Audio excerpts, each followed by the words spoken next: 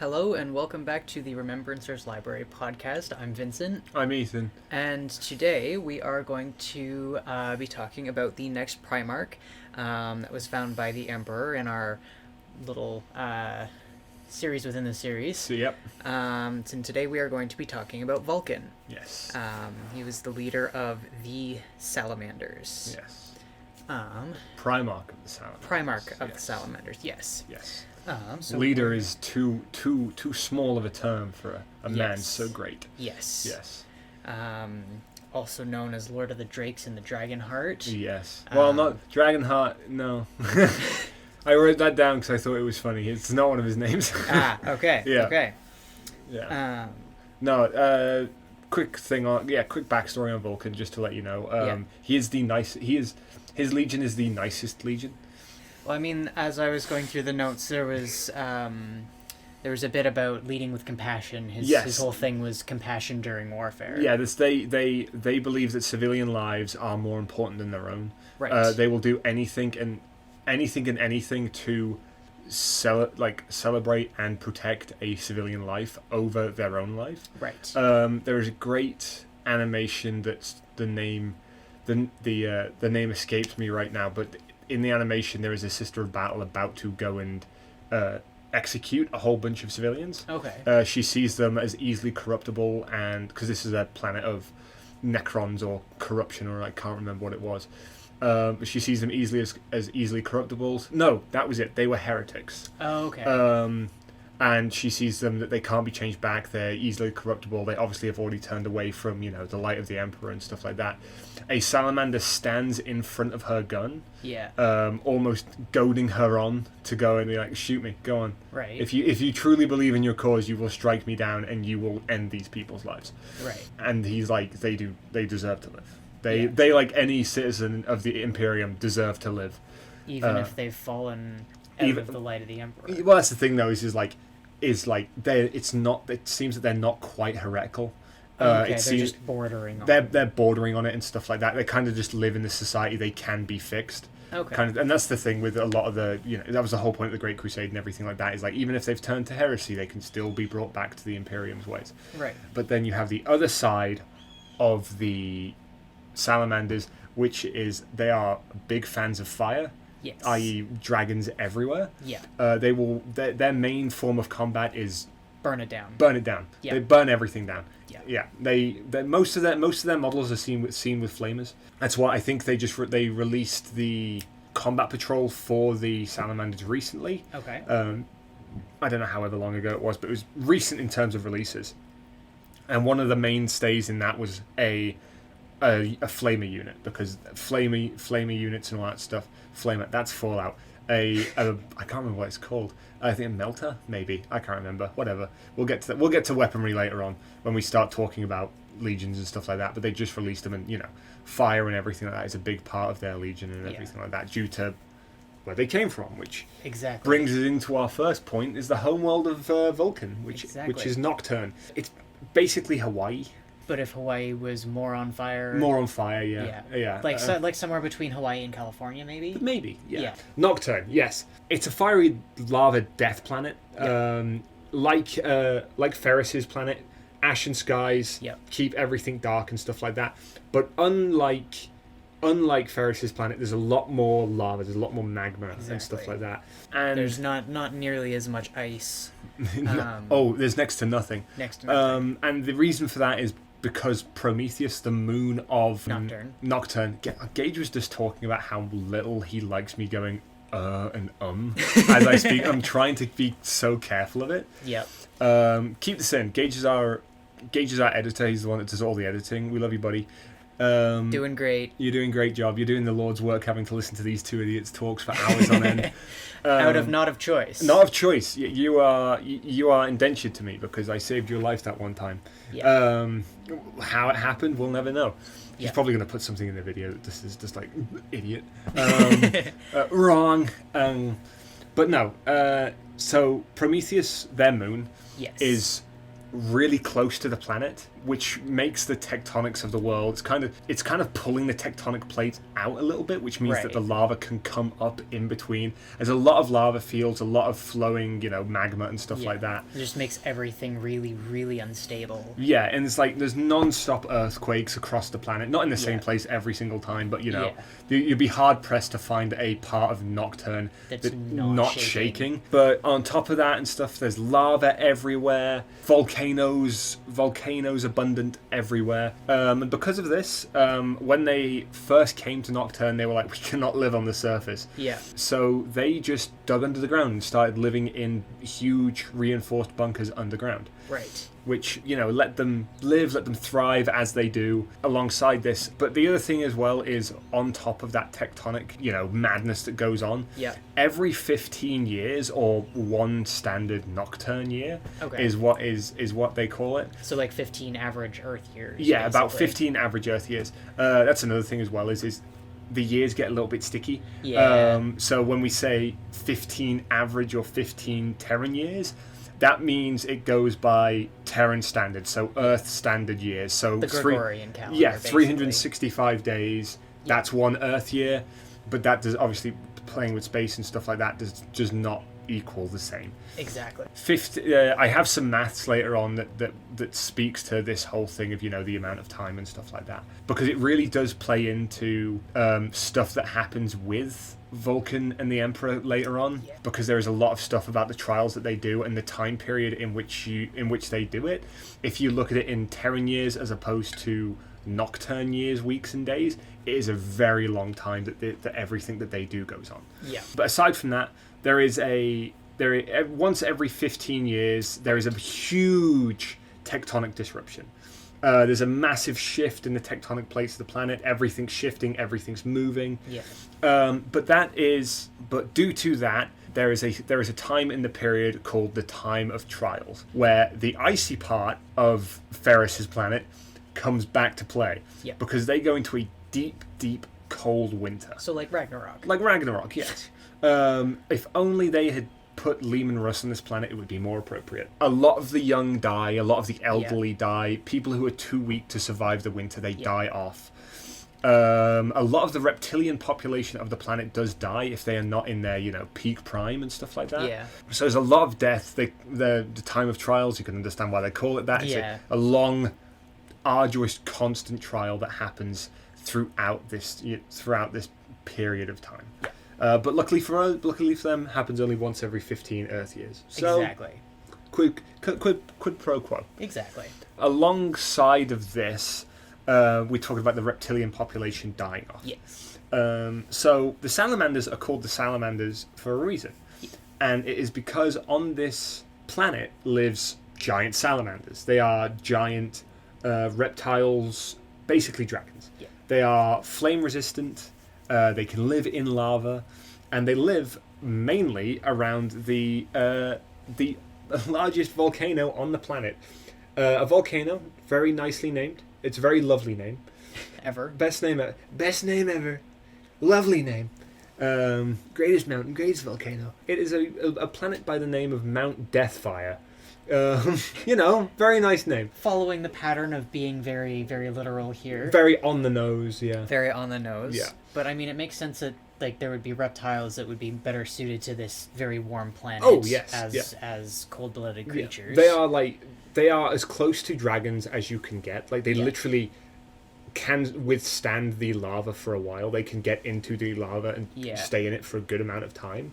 So their bodies are well suited to changes in temperature. Exactly. Which understandably tells you why there are so many of these large dragon salamander creatures that live on the planet. Right. Time of Trials, that's it. Yes. Time Trials. Once the Time of Trials is over, there is immediately an event afterwards called the Time of Salvation. Okay. And this Time of Salvation is a wonderfully economic boon for the planet, so to speak, because this is when, as we know with tectonics, a lot of pressure, a lot of movement, a lot of scraping of planets and, resource-rich stone being grinded against each other. And that would all get brought up to the surface. Exactly. It all gets brought right back up to the surface. The pressure is crushing gemstones to things, so you've got to think any carbon is crushed into a diamond. Any, silicone is crushed into, like, crystal silicone or quartz or whatever. So, like, all of this literally just comes to the surface, ready for them to take. So they will just have a massive, massive economic boom. They will just... The trade routes around Nocturne will be flooded. It's insane. I mean, that feels like a pretty fair trade-off. Instead of, where on Earth here we'd, have to go looking for all of this stuff, and then we find little bits at a time and whatever. Instead, you get thrown through this absolutely horrible winter, and then you get all of this stuff. Yeah. You don't even have to go looking for it, but, all of the weak people die. Mm-hmm. But then you're rich afterwards. Whoops, so, my kids died, but now I have diamond. Yeah, I can sell that for... I can get 3 more kids. Yeah. Value. My kid died, but now I have a diamond the size of my kid, so, quid pro quo. That works out. But then the tithe comes in, and it's all of the money's gone. Another thing on top of this, another thing that needs to be mentioned about the Nocturne people, is they're all black, and I don't mean black as in like our knowledge of black, as in like dark brown skin, like very blackish brown skin. They are charcoal black. Their skin is as dark as ash and as black as night. And on top of this, they have bright red glowing eyes. That feels about suited for a fiery volcano planet. But it makes it like it's the funny part about it is like obviously the tithe for the Salamanders comes from Nocturne. Comes from Prometheus and Nocturne, which means that the nicest Space Marine Legion are the scariest Space Marine Legion. Yeah. Imagine a 7-foot tall beast of a human being. He's probably 3 to 5 feet wide as well. Yeah. And he's looking over you, and he's like, "Do not worry, I have come to save you," while these piercing, burning red eyes are looking down at you. It's like the... Do not worry, child. You will be fine. It's like the kindness of an iron golem. Yes. Like, they're big and scary, and they will kill you. And then they give you a flower. And then they just hand you a little flower. They hand you a little flower, yeah. Or burn you alive. Yeah, Just don't be Eldar. Don't be holding a knife. Don't be holding a knife. Yeah. Look, the kid was holding a knife. He had a knife. No. Yeah, no. Yeah. Well, that was rough. Yeah. Do you know about that? About what Conrad tricked Vulkan in doing? Quick sidebar, as always. Conrad tricked Vulkan into killing an Eldar child. Just because he was holding a knife? No, it wasn't just because he was holding a knife.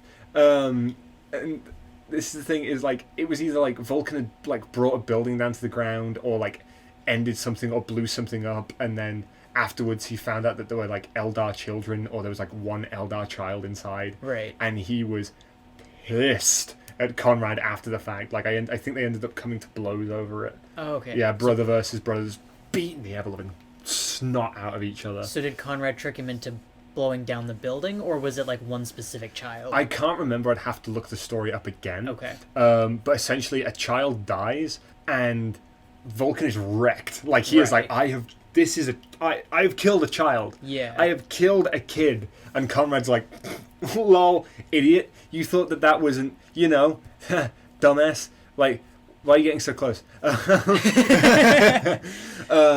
But no, it just speaks to Conrad, because Conrad's just a terrorist. That's fair. And that's not even a joke. His whole thing is terror tactics. Oh, lovely. We'll get into that when we talk about Conrad later on, but he, like, it's very par for the course that he would trick one of his brothers into killing a child. Lovely. Yeah. There's always one. There's always one, yeah. And out of 20, there's going to be a lot of ones. Yeah, there's going to be a lot of ones. I think if I remember correctly, there's 1, 2, 3, 4, 5, 6, 7, 9 ones. Specifically that come up later on. In nothing specific, it's just a little event called the Horus Heresy, where 9 wands try to turn against the Emperor. Oh yeah, well. Yeah. Anyway, back to Vulkan. Right. So, yeah, we've done the overview of the planet, but now Vulkan comes in his little gestation pod. He comes in his little gestation pod, and one more note about the people of Nocturne is really good blacksmiths. Yeah. Really good blacksmiths. I mean, when you have an abundance of material. Yeah, you've got all that mineral, you've got all of that whatever, and you're literally living in a forge. Your whole planet is a forge. You might as well. I think I'd have to look into it more specifically when it comes to, you know, Nocturne itself. I didn't look too much. We don't look too much into the planets when doing this, because we are going to do a conversation about the planets later on, what they've gone through, all that kind of thing. Yeah. But I think they actually use the fires from the planet to heat their forges. Okay. But don't hold me to that. I don't remember if that's true or not. Okay. But yeah, when you're on a planet that is a volcano, you know, you're not going to be hard pressed to find something to make, to smith, to build. Exactly. So they were really skilled craftsmen, tough as nails too, because you know they live on a planet. You gotta be. Yeah. So when landing, Vulkan gets brought in by a blacksmith. Of course. And Okay. And also there was a fancier name than just blacksmith. They were called blacksmiters. But the specific one that took in Vulkan, his name was Nibel. Yes. And another difference for Nocturne in terms of the populations, these were actual cities. These weren't just clans like Ferris's planet. Yes, they were huge, vast cities on the planet. Exactly. Built into the planet's surface. They weren't built just on the surface. They were underground as well. Yeah. Where I believe most of their forges were located, which were located underground near the lava and stuff like that. But don't hold me to it. I don't remember. No. This is the thing. Is I am going to address this now because I just did the research for Rogel Dawn. I said last time when we were talking about Ferris and Rogel that they had never met. That's wrong. Okay. Rogel and Ferris have met, and they had a massive scuff up when it happened. We'll talk about that at some other point, but we won't talk about it right now. But they have met. Okay. Don't get at me. I'm sorry. I didn't know. There is so much information in... I mean, this has been going since the 70s. Yeah. Well, it's like... It's one chapter of every book. You know? Exactly. And, you know, we've been over it before. Games Workshop has, like, the habit of dropping really important, big amounts of lore. Yeah. In, like, the most obscure book. Exactly. Like... God, it's incredible. Like, they mention...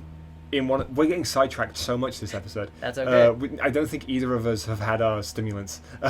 No. Yeah. But no. Unmedicated and going ham. Yeah, we'll lock in after this. But they have one short story. They have a book of short stories about the Horus Heresy, and in the short story, they imply that Lorgar knew that Angron was going to turn to chaos years before the heresy even started.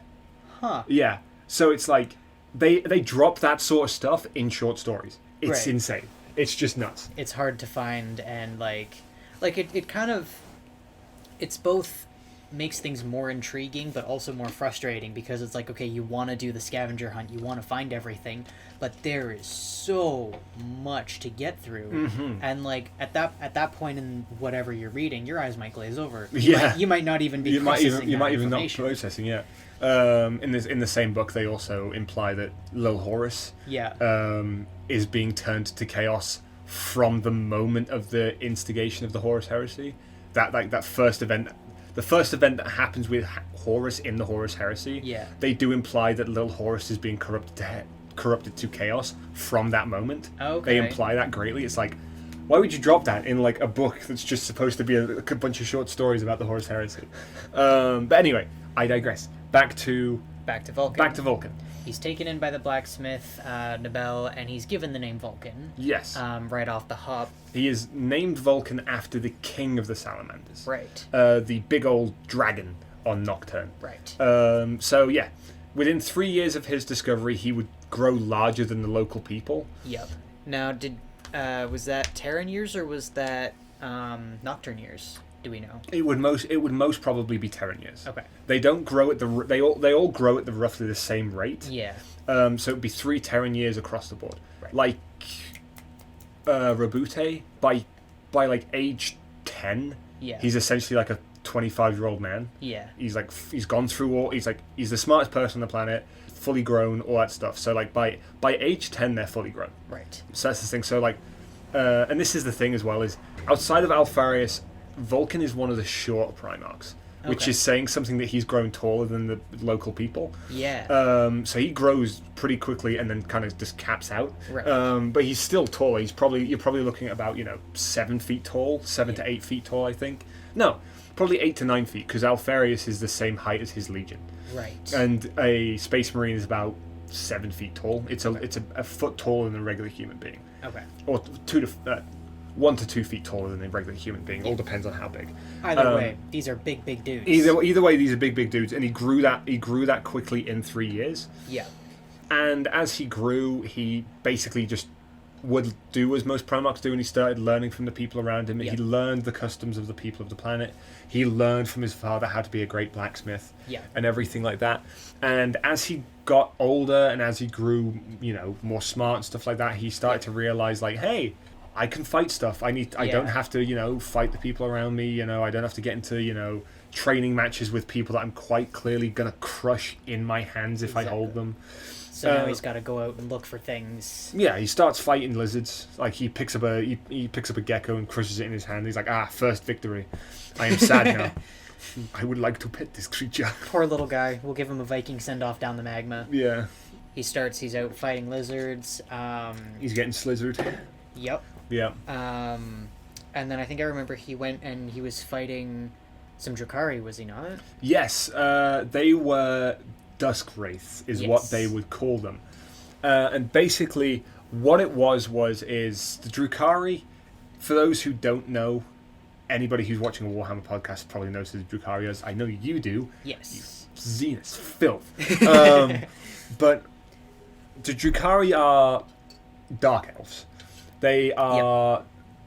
What's the way to put it? They are servants of Slaanesh out of necessity. Yes. Because they believe that the only way to stop Slaanesh from corrupting their souls and eating their souls is to serve Slaanesh. Right. Ultimately, it's a bunch of bull. Slaanesh is going to eat... Slaanesh is going to eat Eldar souls anyway. Yeah. And the Eldar kind of were the instigating creation They of made also. Slaanesh, yeah. So, but that's the thing though, is like no matter what, and that's the thing, is like no matter what, Eldar souls are going to be eaten by Slaanesh. Yeah. That's the thing. So it's all for naught. Yeah. But basically, what these Dusk Wraiths were, they were Drukhari. Yeah. They were Drukhari coming down on slaving missions to Nocturne. Okay. So they're looking for people to take back home. Not even looking for people to come take back home. They were just coming down and just invading villages and towns. Just for fun. Any place that they saw as a weak target that would be easy, they would come through, ransack, take everybody. Yeah. Nobody anybody that fought back would be killed on the spot. Anybody that didn't would be taken as a slave and turned into furniture. As the Drukhari do. Yep. In their horrible excess Sex orgy death ships. Yep. Those are. Oh wait, ones. no, there's no death because they force everybody to live. Exactly. Yeah. But yeah. So, and I've just realized I made a mistake. He didn't grow over years. All of the stuff that just happened within his third year. Yes. So the Drukhari were coming. Well, the Drukhari were coming years before this. But his whole thing of going out and fighting everything he can was happening through his third year. Yeah. Now, his fourth year on the planet comes along, and he fought off 100 Drukhari warriors on his own. Yep. With his bare hands. Nope. No, he Wrong. had. He had two hammers, blacksmithing hammers. Yep. Yes. Sorry, I'm thinking of Ferris. All good. Yeah. No, he had two blacksmithing hammers. Yeah. Now, have you ever seen a blacksmithing hammer? They're big hammers. Oh, they're not. No. No. They're the little tiny ones. They're the little tiny ones. Yep. Yep. Well, in the Warhammer world, they might be big old hammers. Yeah. But in real life, a blacksmithing hammer is no bigger than a ball peen hammer. Yeah. Or a claw hammer. Yeah. Now you've got to Just think, a regular hammer. Just a regular hammer. But on top of that, Vulkan is 8 to 9 feet tall. Yeah. And built like a brick wall. Yeah. So those hammers probably looked like a child's toy in his hand. And he was going around and using those to push the Drukhari into the dirt. Yeah. And in doing so, he drove the Drukhari away from Nocturne. They never came back again. No Drukhari ever set foot on the planet again. No, they were just like, we can't beat this guy. If we come back here, we're going to get destroyed. Yeah.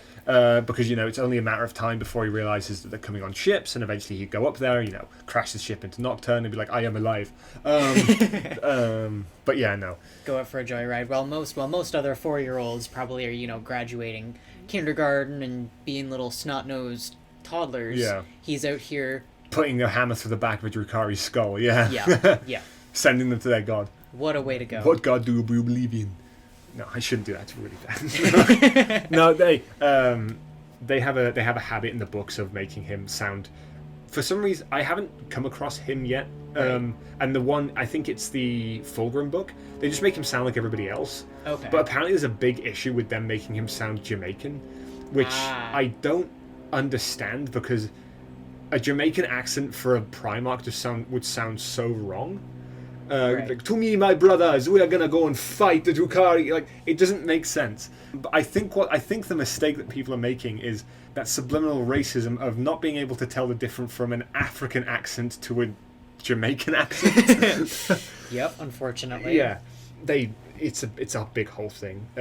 In my head canon, because this is all volcanic and stuff like that. Yeah. He would either sound Samoan or Icelandic. Oh, yeah. Like, I do believe that those would be more appropriate for a Primarch that's come from a lava world. Right. But I digress. I'm not the one writing the books or casting for the audiobooks. Yes. So, but anyway, so he gets called the Fireborn, Right. not the Dragonborn, because that one is copyrighted. And these books were written in 2000 and rough.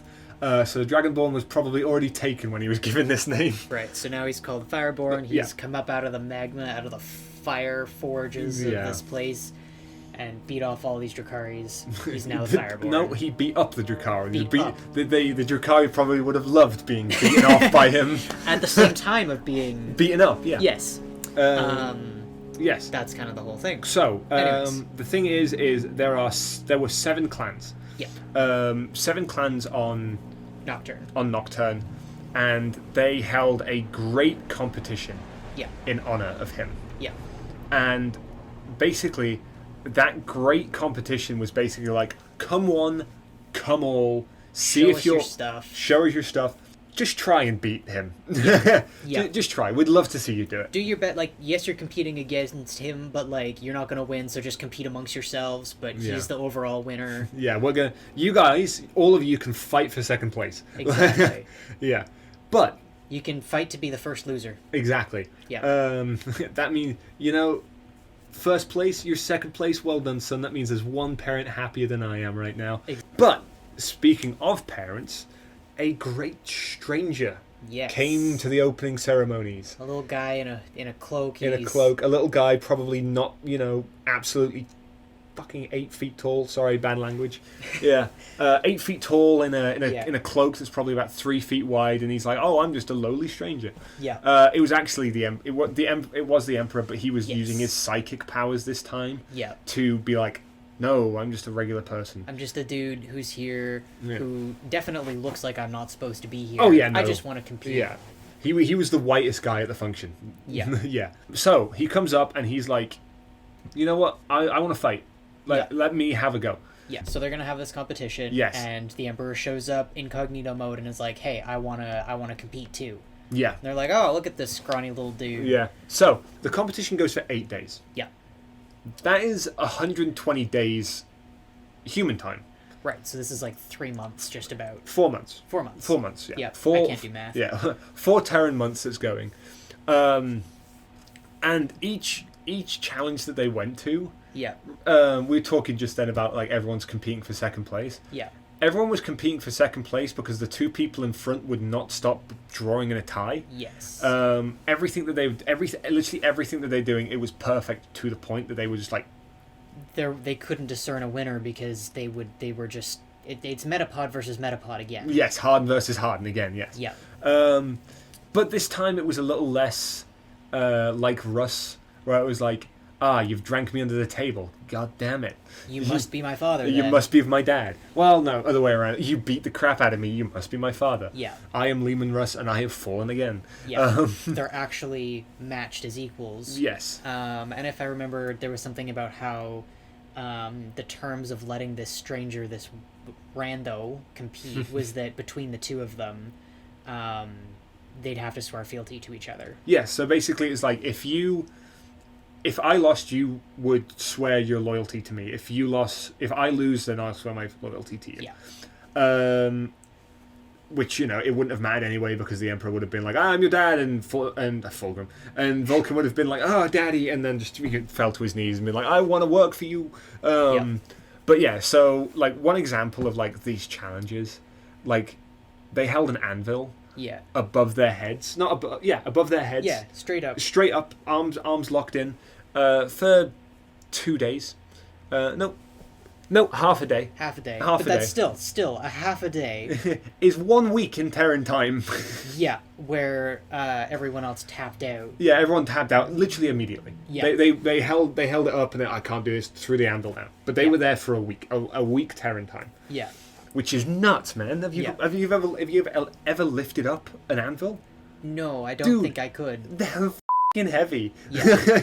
But anvils, like even the smallest one, are super heavy. Like like a jeweler's anvil. Yeah. It's like £10. Yeah, Like, and that's solid metal. it's solid. It's solid metal or solid whatever they make their anvils out of on Nocturne. Yeah. But it's nuts. And so they're still. I think they call it at that point, and they were like, "We're not going to have time to do the rest of the competitions. No, just stop." it wasn't even that. It was like you've beaten every challenge. Yeah. Like we have nothing left that we can do for you except this one thing that we kind of didn't want to do, but we're going to have to do it anyway because we obviously you guys can do it. We can't do it. Yeah. The ultimate tiebreaker. The ultimate tiebreaker. We're going to give you guys a day.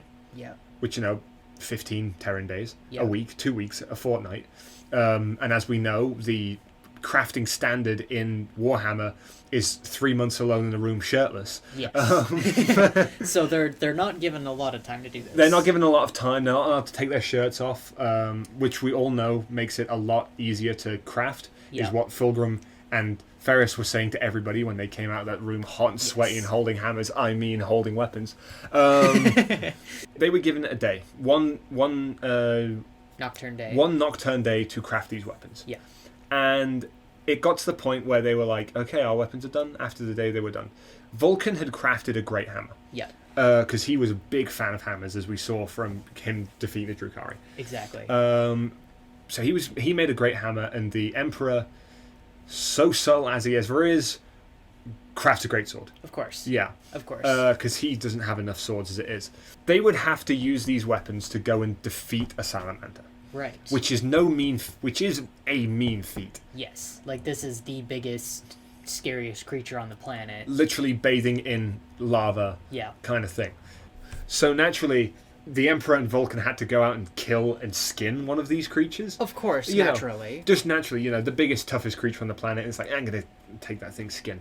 Tiebreaker to end all tiebreakers. Tiebreakers to go out, yeah. So, they go out and they go, different directions. They have to go and take care of these things. Yeah. So Vulkan goes and finds one, brings it down, skins it, and then he found his first. Right? He found his first, yeah. Yeah. He goes on and he skins it, and he gets the skin, and he's taking the skin back to the thing.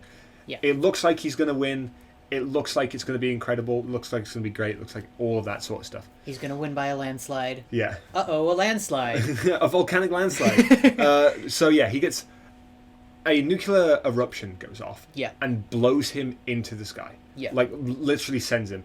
But he's holding on to this thing. So he gets sent, lands on a cliff edge, is sliding towards the lava, Anakin and Obi-Wan style. Yeah. And he does not have the high ground. No. And he grabs onto the edge above like a lake of lava, and he's sat there. Yeah. So he's sat there, one hand on the cliff, one hand on a beer, one hand on a salamander skin. Like, he's just hanging on. He's hanging on for dear life, right?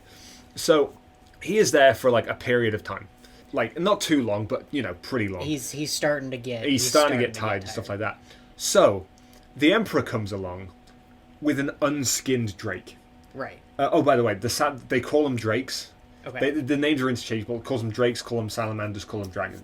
interchangeable. So he's coming along, and he's got a drake on his shoulder. Yeah. Unskinned. Huge. Yes. What he does is just probably the only nice thing that the Emperor has ever done. Yeah. But it's only because he wants to save one of his tools. Yeah. He takes this big-ass drake, and he dumps it into the lava. Right. Underneath Vulkan. So Vulkan can drop down and get out of the lava scot-free. Right. So Vulkan wins the competition. But in seeing the compassion being the main word there, Yeah. what do the Salamanders and Vulkan love?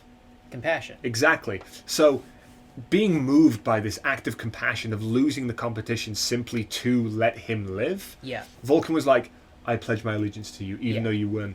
I don't care that technically by, like, to the rules I won because I was the only one who brought back something. Yeah. But you did kill a bigger beast. Yeah. And you sacrificed that to save my life. Exactly. And at that moment, much like Jason Isaacs in The Death of Stalin, he whips off his cloak, Yeah. golden armor to the nines, Yeah. and he's like, I am the Emperor of Mankind. And Vulcan's like, Dad.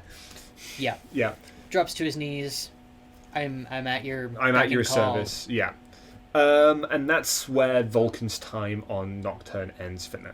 Yeah. So after this, he's in service of the Emperor. He's, getting in there. He's like, Emperor, tell me what to do. Yeah. And the Emperor's like, no, Ah. I'm going to teach you for a little bit. Okay. So I think it's roughly for a period of 10 years. Like 5 to 10 years roughly. Yeah. Earth time, not Nocturne time. Yeah. This time. So he's studying under the Emperor. He's studying under the Emperor, like learning firsthand from him, right? the arts of war, the history of terror, the politics of terror, and stuff like that. Yeah. Basically anything to do with how he can get to bringing a planet into compliance, the Emperor's teaching him firsthand. Okay. Which means that Vulcan is really good at bringing planets into compliance. Yeah. Because not many of the other primarchs got to learn directly from the Emperor. Exactly, yeah. No, I think the only one that got to learn directly from the Emperor was Horus. Yeah. Don't hold me to that. Don't hold me to that. He's pointed at me and then pointed at you. Or the microphone. The microphone. You are the microphone. At this point, I don't know if he's one of the only ones. There might be a few more.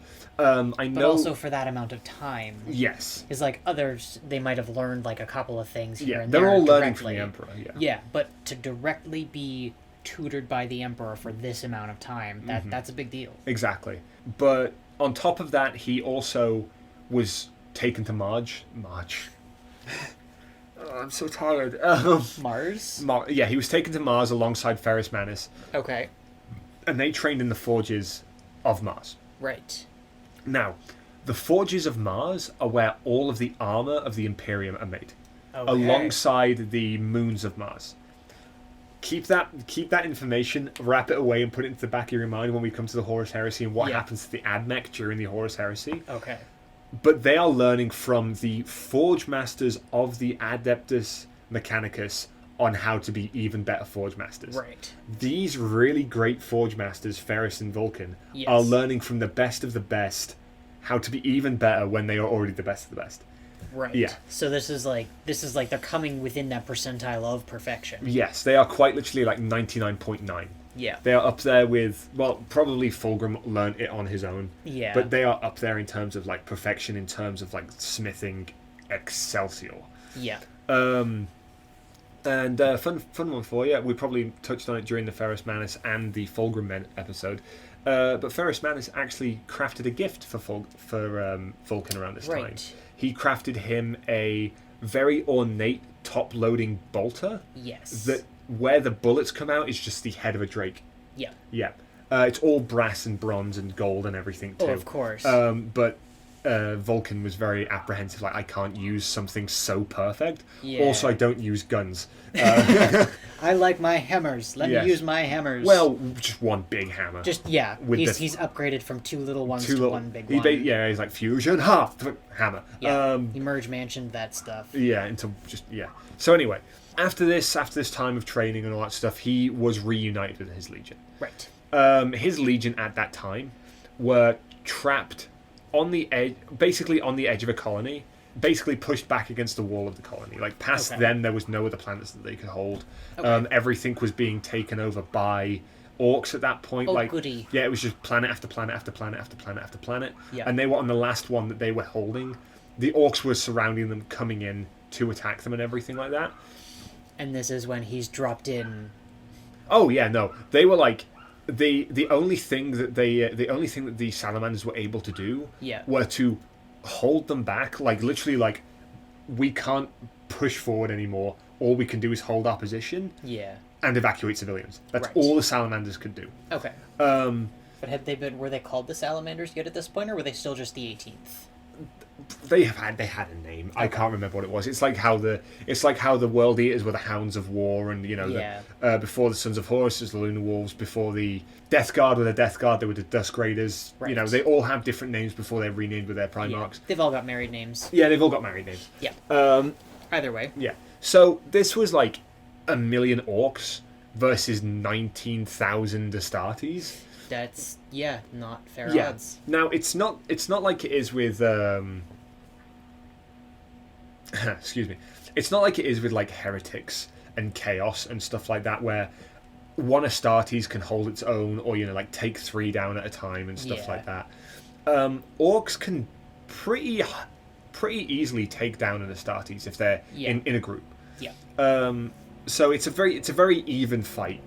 Okay. So it's a very even fight between one orc and one Astartes. The only issue is that you have to hit an orc in the head to make a killing blow. Right. Like, you could stab an orc in the guts as many times as you want to, but they're not going to feel any pain. Yeah. Like, they don't really feel pain the way that we do. Yeah. It takes a lot to cause an orc pain. Like, the only way you could probably arguably cause an orc pain is removing a limb or setting it on fire. Yeah. And this is excruciating pain that would stop them from being able to fight. Yeah.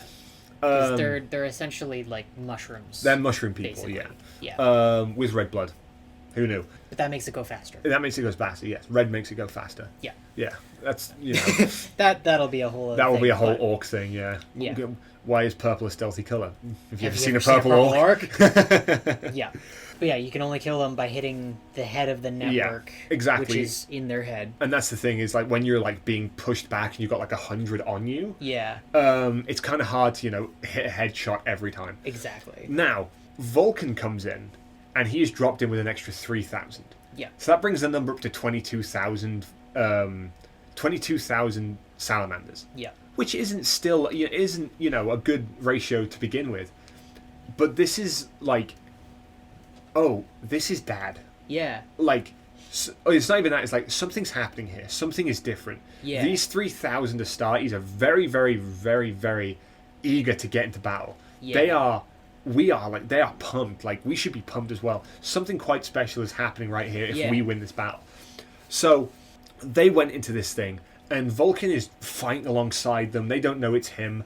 Munitions are running low. Manpower is running low. They are quite literally fighting to their last bullet. But they are fighting like this battle is about to end. Right. And they don't know that this battle is about to end. So that's how big of an event this was. Right. And they don't even know that he's there. So that's how, that's what the energy that these extra 3,000 were bringing to this. They're just like the total, like, these guys are uppers personified. Literally. They are like cocaine personified at that point. Yeah. And just leeching off into everybody, and everybody's like, we got this. They are like, oh, my bolter's run out of ammo. My bolter's my weapon now. Yeah. That kind of fighting is going on at this point. Yeah. So they win. Of course. They take down like the million orcs. They knock them all out, kill them all, everything like that. And then Vulkan revealed himself. He was like, my sons, I am here. Yes. And they immediately were all like, Dad, knelt to the floor. Yeah. All 22,000 of his sons knelt to him at that moment when he revealed himself. It's a generational thing. It's a generational thing. It's like it's in their blood. Almost. Yeah. That they're just copy-pasting genes, changing it a little bit so it seems like they're not cheating on their homework. Exactly. Well, that's the other thing as well, would you not like kneel and pledge allegiance to somebody if you found out that, well, you wouldn't. Well, if you found out that the person that came to save you was the absentee father that you had been missing all your life, and you were like, "Oh my god, my dad's here." He came back with the milk. Oh my god, this is the best thing that's ever happened in my life. He came back with the milk, and he saved my life. Yeah. Okay. Yeah. I'm gonna be like, all right. Yeah. I got you. Yeah. Exactly. And that's exactly the point. Is like they were like, "Daddy, oh my god, you came back, and you are even better than you saw. That explains why I'm the only one of my brothers that's black." Yep. Yeah. But that's the other thing as well. And I'm not going to go into the whole Tzeentch theory on why he was dumped on Nocturne and why he has black skin. I'm done with that. Why it's all related. We're gonna put the murder board with all of the strings. We're gonna put that in the background. Dude, look, I'm just saying, like, that something is up. Like, that's okay. I can't get into it again. I've got into like every episode, but something is up. Yeah. It just has to be. Yeah. And I found out recently that apparently, like, some of, like, one of the theories is that the pod's cracked in transit, which is why all of the Chaos Primarchs turned to Chaos. Oh, because there was just a little bit of room for stuff to leech in. Just enough to leech in to put that in their minds. And, like, I'm like, it has to be a thing. Yeah. But I can't go into it again. Okay.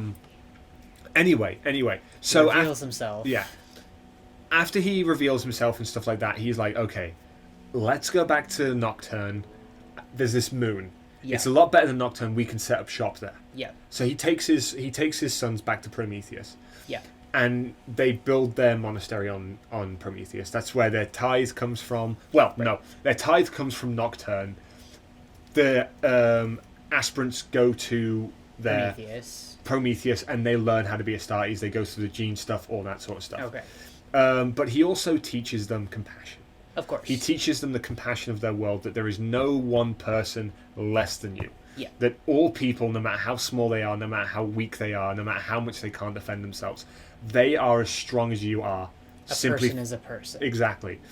Unless they are Xenos filth, and you will burn them to the ground and kill every single one of them. I do not care if they are holding knives or not.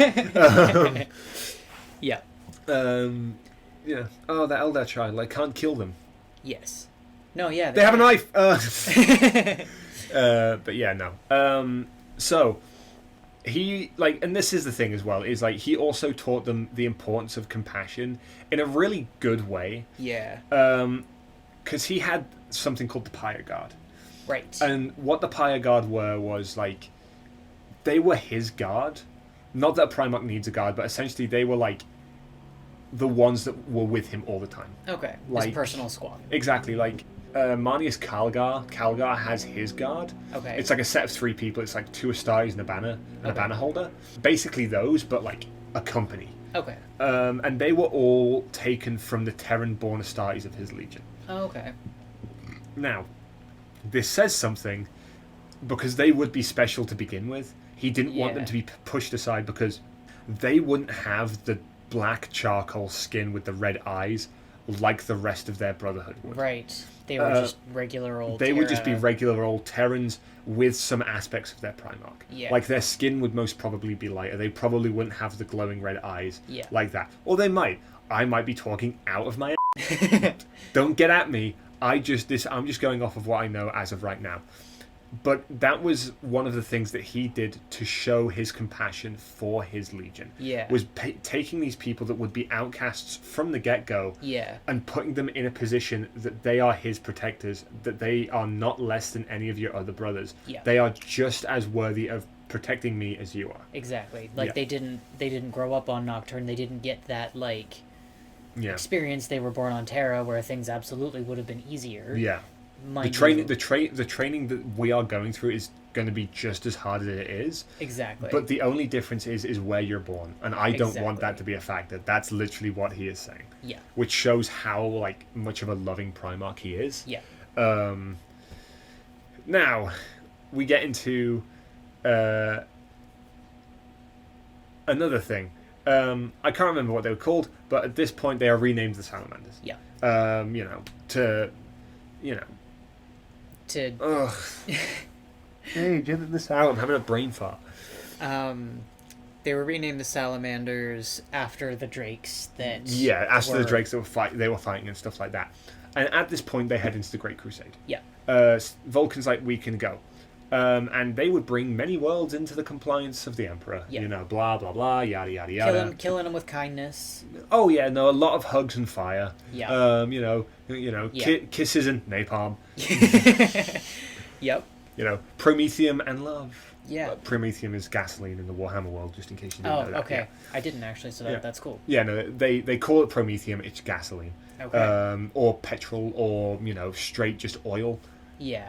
It's iffy what it is, but they use it in their flaming guns, and they also use it to power any vehicle that would take gasoline. Okay. So yeah, anyway, on that, we get to the Ulanor campaign. Yeah.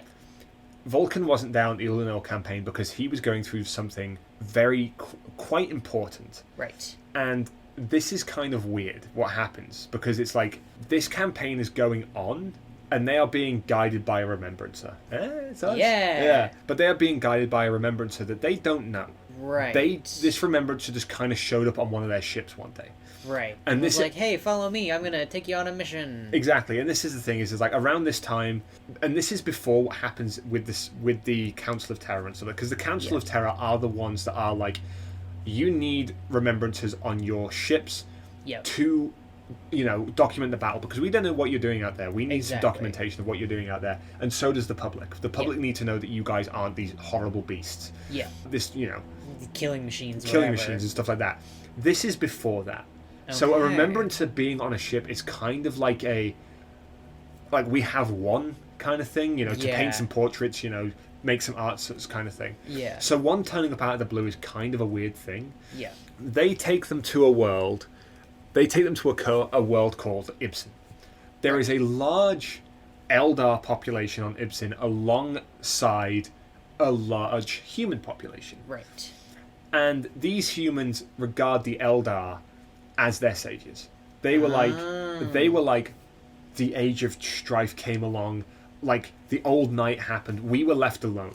Where was the Emperor when we were supposed to be, he was supposed to keep us safe, he was supposed to save us and everything like that. And the Eldar came along and they were like, don't worry. We got you. We got you. There is a reason that they were like, we got you. Right. Is because on this planet there was a webway portal. Yeah. Okay. That's the whole thing for the Eldar. That's how they get around. It is. And there aren't many webway portals. Well, there are many webway portals and stuff like that, but there is like one a system. Yeah. There is one webway portal a system. Yeah. And this was the webway portal on this thing. Now. So they're being like, hey, we'll keep you safe, but we're using your portal. Exactly. We're using that portal, but they didn't let anybody know that there was a portal there. Exactly. Now, imagine how confusing it must be for someone like Vulcan when he sees this lonely human Remembrancer making his way through the battlefield with purpose. Yeah. He's going through the battle, he's dodging people, he's dodging where the fighting is, and he's making his way to a specific structure. And the structure is older than anything that is on this planet. Of course. It's as old as the ruins that are on the planet and stuff like that, but older than the human settlements on the planet. Yeah. Now, and so this Remembrancer, he's leading down into down in this building and stuff like that. Yeah. And there is a webway portal, and Vulcan immediately goes, I know that structure. Something's not quite right. Something's not quite right. Vulcan realizes that is the structure that he destroyed on his home planet, that the Dusk Wraiths, the Drukhari, were using to come to his planet to take slaves for their people. Right. Yeah. Where do you think the Remembrancer was with all this? He was heading towards... He wasn't. No. The Remembrancer was gone. Oh. Yeah. The Remembrancer was the Emperor. He was getting information on the webway portal. He got what he needed, and then he just zapped out. Right. He teleported back home, or it was a psychic projection that he was doing alongside Vulcan. He was either using Vulcan as a psychic anchor point to get information on his webway portal, right? Or he was using the webway portal to get back to Terra. Oh, yeah. So this random Remembrancer was in fact the Emperor. Was in disguise fact the again. Emperor in disguise again, yeah, leading Vulcan to this webway portal. Oh. But that's the thing, though. Is like he wasn't really, because he didn't plan for Vulcan to follow him the entire time. Right. He didn't plan for Vulcan to find the webway portal and stuff like that. But when he got down with that thing, Vulcan was like, "That I know that. That is what they used to subjugate my people all those years ago." Yeah. So, What do you think Vulkan does after this? Oh, he'd be so mad. Dad came home with the milk. It was great, but then, I found his stash of cigarettes. Oh, shit. What are we going to do? He torched the planet. Sounds about right. He didn't torch it from orbit. He torched it from the ground. Yeah. He torched that planet. He rose it to the ground so humanity could start on it again. I don't know if he destroyed the Webway portal or not. He might have just left it. Right. But all Eldar murdered. Any surviving humans were taken into compliance forcefully, which is very unheard of for the Salamanders. Yeah. Yeah. Yeah, their whole thing is hugs and kisses, but this time they are just using napalm. Yeah, and that's the thing is like they were like, you're going to be in compliance no matter what, because the Eldar are the people that subjugated my people.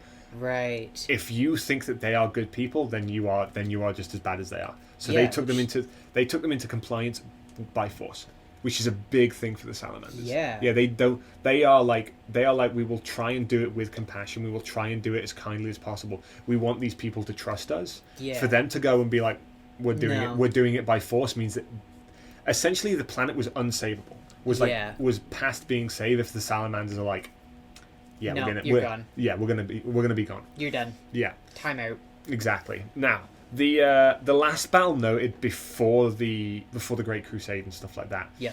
Is alongside Conrad Kurz. Ooh. Which I've spelt wrong. I spelt with a C. But is it the beginning? Is it the first name or the last name I misspelt? Nobody knows. Yeah, we do know. It's the first name. It's spelled with a K. So Vulkan is going along with this, and this is the battle where he does his thing. Right. Where Conrad tricks Vulkan into killing a child. Oh, they're raising this planet. No. This is a different planet. Oh, okay. Yeah. Sorry. So this is the second battle. Yeah, this is a different battle. This is the battle where Vulkan is tricked into killing a child by Kurz. Now it's an Eldar child, mind you. So it probably would have ended up being killed anyway. Yeah. But I think it was a brutal kill. Okay. I don't think it was a mercy kill it was a kill for the sake of killing. It was a kill for the sake of killing, yeah. Now, I don't know what Vulkan's relationship to Eldar are at this point. I might be completely wrong. This might be the wrong battle. Like, it might not happen here. Right. So Vulkan is fighting alongside Conrad Kurz and his legion. Yeah. And Vulkan is disgusted with how they're fighting. Yeah. Because they fight by terror. Yeah. And I mean terror as in like terror. So Vulkan is disgusted. Yeah. Because do you know anything about the Night Lords? I do not know. They wear skin. Oh, okay. And they wore skin pre-heresy. Right. So these aren't like the flayed ones. They're just wearing skin for funsies. They're just wearing skin for funsies, yeah. Okay. Conrad used to string up any of his sons that didn't perform the way he needed to on his home planet. Oh. Yeah. Goody. And he used to do like, and this is some of his tamer stuff that he would do. Yeah. Like he would kill people just because they broke laws.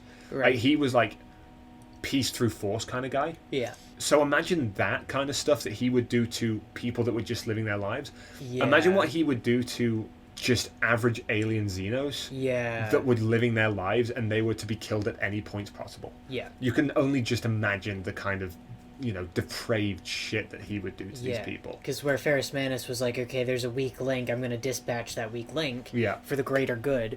This guy was like, I'm going to make an example of them in the most brutal way that I can. Yeah. Yeah. Okay. Yeah. Gross. Very gross. But yeah, no, that's the last thing that Vulkan does, and he reports it to the authorities, i.e. he reports it to, I think he reports it to Rogel Dawn, or he reports it to Malkador. Okay. Those are important because Rogel Dawn is kind of like the Emperor's like right-hand man on Terra. Okay. So it's either Malkador or Rogel Dawn that he kind of reports it to. Okay. Or Horus. Actually, come to think of it, it's probably Horus that he probably reported to. Yeah. And Horus was probably like, I'll use that later. I'll deal with that later in the heresy I'm planning. That'll be a secret tool. A secret Mauska tool we'll keep for later. Yep. Yeah. So they have that one last... Well, not one last battle, but that's sort of... That brings us right up to... And then heresy Vulkan... ones. And then, heresy time, and then Vulkan doesn't really show up again on the books until Istvan. Okay. Istvan 5. Yes. Where he gets... I'm going to talk about Istvan 5 real quick. I don't want to talk about the full thing until heresy time. Yes. But this is very important for knowing beforehand. So on Istvan 5, Vulkan gets hit with a nuke. Okay. And I mean an actual nuclear weapon, not just a very powerful, like, Warhammer weapon. He gets hit with a nuclear bomb. Right. Like, it gets dropped on him. And they weren't planning it to be dropped directly on him, but it hits basically right next to him. Right. And he gets eviscerated. Totally gone. This is where Vulkan finds out that he's a perpetual. Right. Yes. I was reading a bit about that. Yeah, and a perpetual is somebody who is... It might be an Immaterium thing, or it might be just a Warhammer thing. I can't tell what the difference is. Okay. The Emperor is a perpetual. Okay. From all what we've seen so far. Makes sense. Now, why is he staying on the throne as the Corpse Emperor? It's because he's too far gone. He's using all of his energy to stop the chaos from coming in. Yeah. That's why. It's either the Golden Throne is slowly failing, or he's slowly coming back to life. It's one of the two. I can't remember which one it is. Okay. But Vulkan lives Right. after this. And he finds out at that moment that he's a perpetual. He is a being that can't be killed no matter what. Like, Yeah. he could be reduced to atoms and he would be able to come back from it. Right. Given what we've just talked about with Comrade Kurz and everything like that, can you take a guess who he's given to as a trophy, or who is taken up by as a trophy when he's found alive on Istvan? I'm gonna imagine it's Conrad. Conrad takes him and tortures him for months. Oh, He just keeps killing him. no. He's like, why won't you die? Yeah. Why won't you die? He flays his skin, like rips him apart limb from limb, burns him to death, boils him in acid. Everything that Conrad can do that he can think to kill something, he does to Vulkan. And none of it works. And none of it works. Oh god. And we will get into what Conrad does after that. Yeah. When we get into the Horus Heresy. But that shows you what a perpetual is and what they do. Yeah. Like, he cannot die. Like, Vulkan cannot die. Yeah. And that's one of the big things about Vulkan and where he's gone. Because post Heresy, he also went off and did warp stuff, quote unquote, like Lehman Russ, Corvus Corax. Yeah. And I can't remember the next one who did it. Lehman Russ, Corvus Corax, and one other loyalist went into Jagathar Khan. Okay. Jagathar Khan. Those four all went in and did warp shenanigans. Right. 2 of them went into the webway. 2 of them went into the warp unprotected. Ooh. I'm not going to tell you which one's which until we get to the Horus Heresy. All right. But Vulkan is one of the ones that went off and did warp shenanigans after the Heresy. Right. But his perpetual physiology would stop him from getting corrupted by the warp. Right. Now, his mind could get corrupted by the warp. He could get corrupted by the warp and change all that stuff. But he would actively have to let himself be changed by chaos. Not by chaos. Yeah, he'd have to let himself get corrupted by chaos to experience any of the body change that the rest of the Chaos Primarchs do. Right. He, in theory, wouldn't be able to get corrupted and naturally changed over time like any other person that would go into the warp unprotected. Okay. That is if he is in the warp unprotected at all. If he is. If he is. Big if. Big if. But that's the end of our episode. Okay. You want to give us our outro? Thank you so much, everyone, for tuning in for our episode this week. We will be back again next week with another episode talking about the next Primarch on the list. Rogel Dawn. Rogel Dorn it'll be. Yeah. We're posting to Spotify on Mondays and YouTube on Tuesdays, correct? I've bumped it up. Okay. Just because I was kind of just doing it haphazardly, so I'm scheduling them to both release at the same time. Okay. So from here on out, all episodes will be releasing on... Well, not here on out. Here on out is posting. Yes. So I think from Lehman Russ onwards, Okay. they are going to be posting Every Monday. every Tuesday at 12 p.m. Okay. Midday. Midday Yeah. Tuesday. Midday Tuesday, or... Well, that's local time. That's, Pacific Mountain time. Yeah. It's Mountain time. What other times? They'll be posted there on YouTube and on Spotify. Tuesdays at around about 12 p.m. or whatever time it is. Awesome. So Yeah. I stand corrected. Tune in on Tuesdays with us. Yes. For the next episodes. Yes, and our Instagram is not set up yet, but it will be soon, and we'll let you know as soon as that's ready to go. Working on that. Yeah. But yeah. But outside of that, have fun. Yeah. See you next time. See you next time. Bye.